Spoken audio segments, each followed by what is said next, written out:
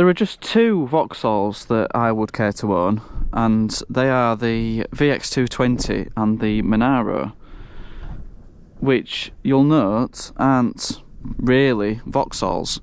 But fortunately, we're looking at a Vauxhall Frontera, 2001, so quite a late one. And the Vauxhall Frontera was actually an Isuzu underneath, or a joint venture with Isuzu. So if I pretend this is an Isuzu, I don't feel so bad. The Isuzu model was known as the MU, which stood for Mysterious Utility. So make of that what you will. The Mark I version of the Frontera, or MU, was a little bit more interesting as it was badged in so many different ways in so many different countries. It was even badged as the Honda Jazz in the Japanese domestic market. The two-door version was a Honda Jazz. They didn't carry this on and into the second generation. Now, having a look online, the Vauxhall Frontera is not rated very highly, looking at old reviews that were available at the time. I'm not here to review the car. I'm just here to tell you that this is the fruit of agreeing to buy pretty much any car at the right price. So I agreed to give £100 above scrap value for this car, as I vowed to myself not to lose money on cars anymore, or at least limit the amount of money that I'll lose. So there were more interesting versions of this car. There was a 3.2 V6, which is probably the only one that is desirable to anyone anymore. This is just a 2.2 4-cylinder. It's not terrible, it's not, I wouldn't say it was underpowered or anything like that. My initial interest in having this car was this track that we are going down now is a shortcut to where I'm working over the winter months, and believe it or not, I've been doing this in the V70 and having to travel at 20 miles an hour or less and avoiding all the potholes. But to be able to buy a car at scrap value and get down here at 40 miles an hour makes a big difference. And the reason I'll agree to buy cars at scrap value is it doesn't matter if they break. I could break this car and still only be down £100.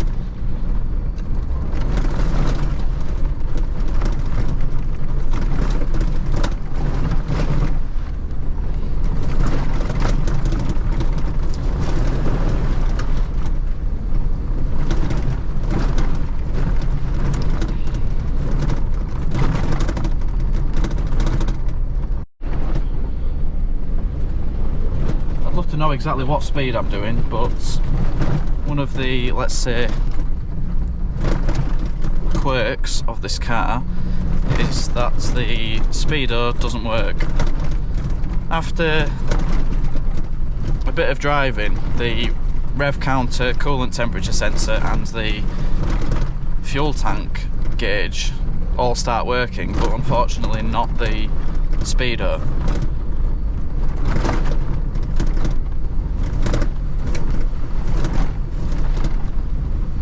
Be pretty sure that's around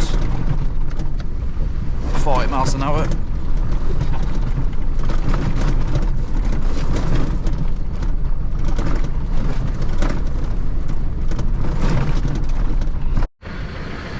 So I think perhaps the only interesting thing I can do with this car is give it a clean and see if I can make a few quid on it. You'll see from the pictures, it's not been washed for absolutely years. So what I'm going to do is take it to the car wash where they're going to hate me, and then I will get it in my unit, give it a clean inside and list it for sale. Even on these relatively normal looking roads I can't do over 30 because they've got these huge areas where they must have collapsed underneath. But the other thing that's getting me with this, the suspension on this, you sort of know when it's a bit cabbaged, because you'll get this sort of wave effect sideways when you go over bumps. So one of the shockers is in worse condition than the others.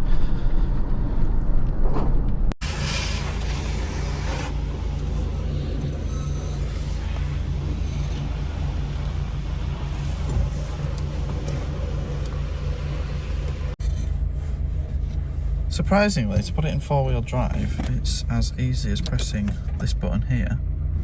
And I had thought that the low box was seized, but it turns out that once it's in four-wheel drive, that it frees up and the low box can be engaged.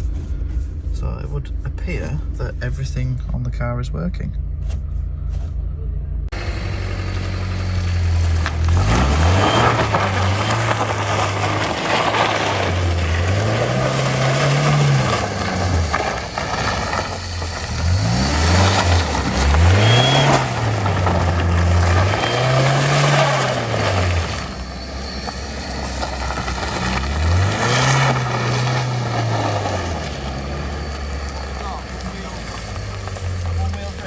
Looks like it, yeah.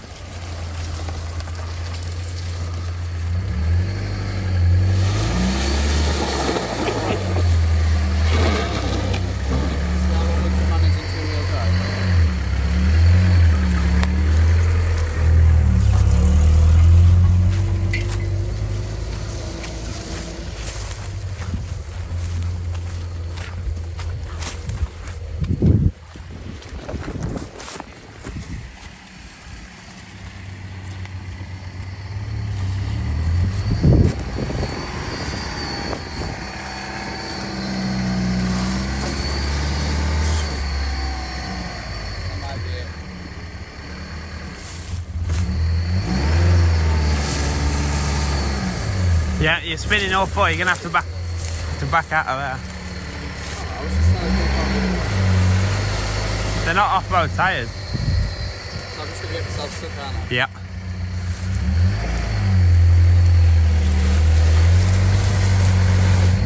Yeah, that's not happening.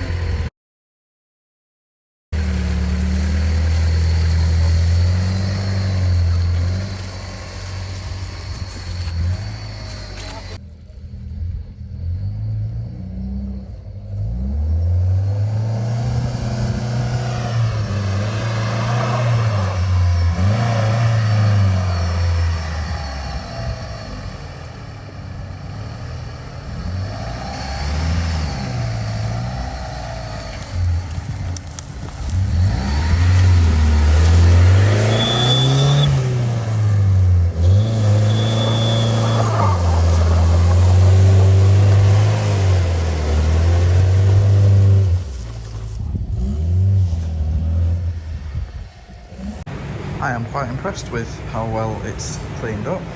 Just gonna do a few extra touches, see if I can make it look even better, and then we'll have a good go on the interior.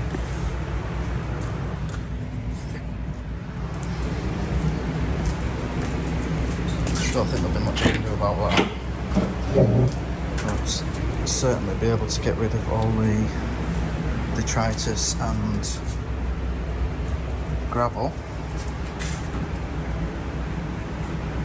See what we can do. Did forget to mention actually, so far all I've had to do to this car is fit a new window regulator on the driver's door. That was £18 posted DPD on eBay, which is unbelievable, and it works. I sorted that and I fitted some new windscreen wipers.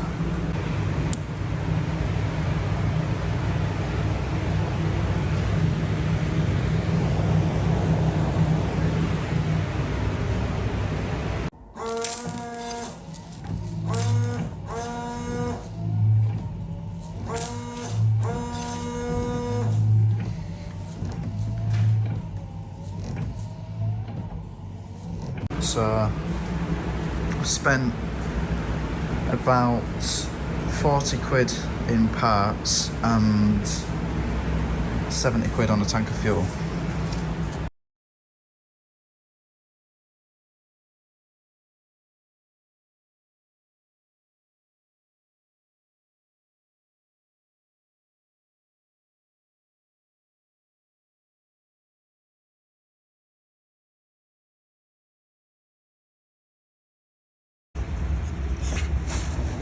I think I might have reached my limit already. I don't know how I'm going to clean that.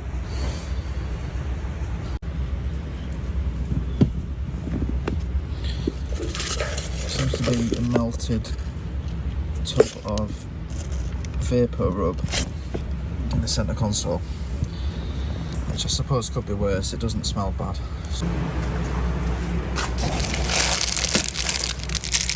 This is some useful business.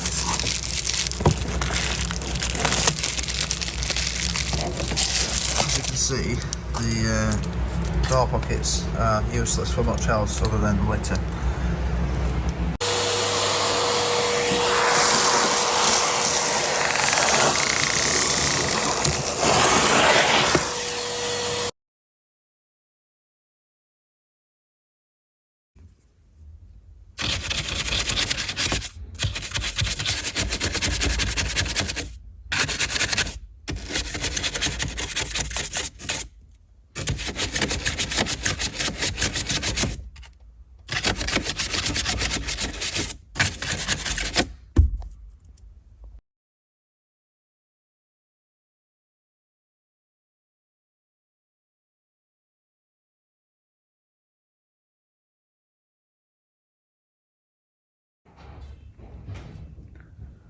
A little bit of plastic shine on the trim and some spray on tyre treatment.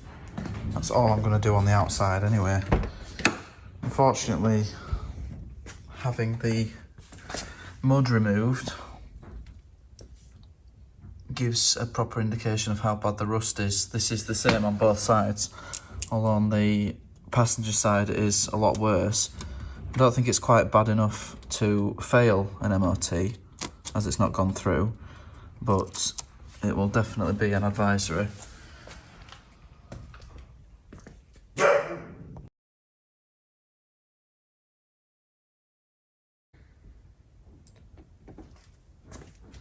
This is as far as my cleaning patience goes, but I don't think I've done too bad, to be honest. Good vacuum.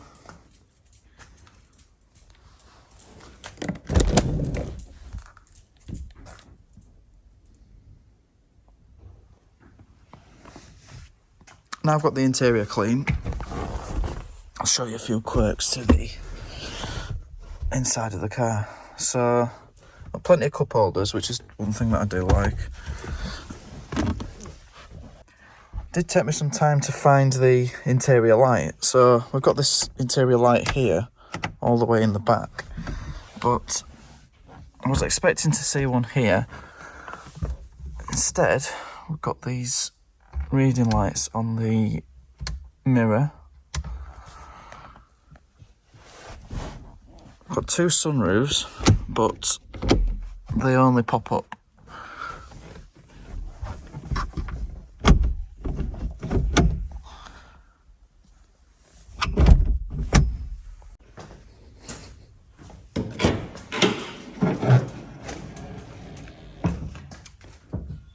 Took some doing in the boot, as it looks like someone's had plaster moved around in here quite a lot, so that'll be why the boot was so mucky.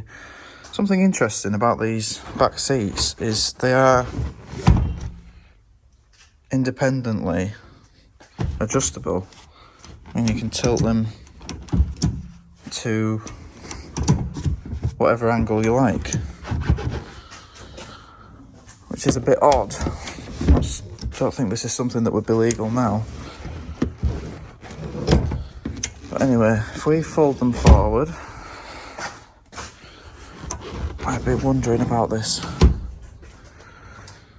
as I looked at it and thought, you must be able to remove that. But actually, I found this when I was cleaning it. If you pull here, there's a little strap. If you pull that and lift the bar, you can fold the seats up. And this is useful in any car.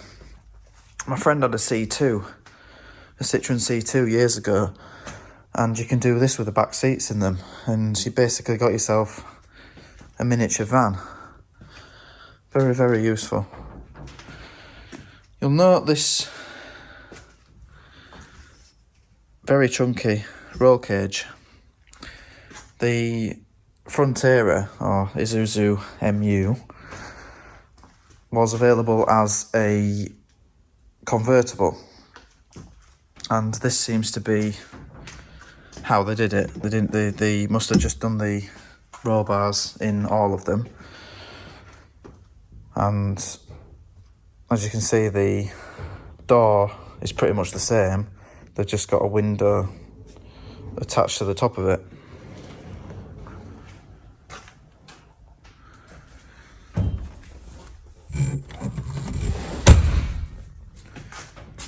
Anyway, that's about all I've got patience for, so I've got it as clean as I am willing to get it to, and I'll get it up for sale and let you know how much I managed to make. I decided, with it being a cheap car and wanting a relatively quick sale, to stick the car on Facebook, which is painful, but it's free, and I've learned how to deal with the last price crowd.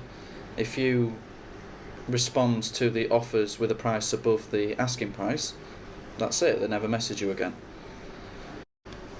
These are the pictures that I used, and I was holding out for 850 quid. I got loads of offers for 700, so that would have been a very easy sale at 700. I finally settled on £800 with someone, but due to the pictures that I used, this particular picture, which I thought accurately showed the damage to the offside rear light, the quality of the image had been reduced on Facebook, so the buyer did actually manage to knock me down 50 quid. So I ended up with £750, which may sound like a profit, and it certainly isn't a loss, but I did put over £100 into the car. So I would consider this a success in not losing money, and I'm glad to share the experience with you. Much more to come this year, as and when I find the inspiration, but thanks for watching, and please do stick around.